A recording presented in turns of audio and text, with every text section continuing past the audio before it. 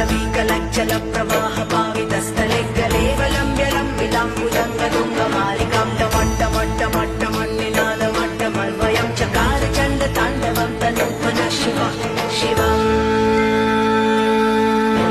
जटाकटाह सम्भ्रम भ्रमन्निलिम्प निर्झरि विलोलवीचि वल्लरी विराजमानमूर्धनि धगज्ज्वलल्ललाट पट्टपावके किशोरचन्द्रशेखरे रति प्रतीक्षणम् मम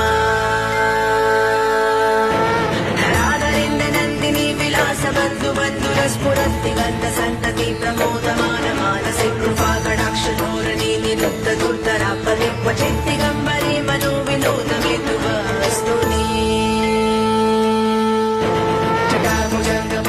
स्फुरत्फणमणि प्रभक्कदम्ब कुङ्कुमद्रव प्रलिप्तदिग्वलिमुखे मदान्धसिन्धुरस्फुरत् प्रभूतरीय मेधुरे मनो विनोदमद्भुतं विभक्तभूतमर्दनी नमः शिवाय सहस्रलोचना प्रभुत्त शेषलेख शेखर प्रसून धूलिधोरणि विधूसर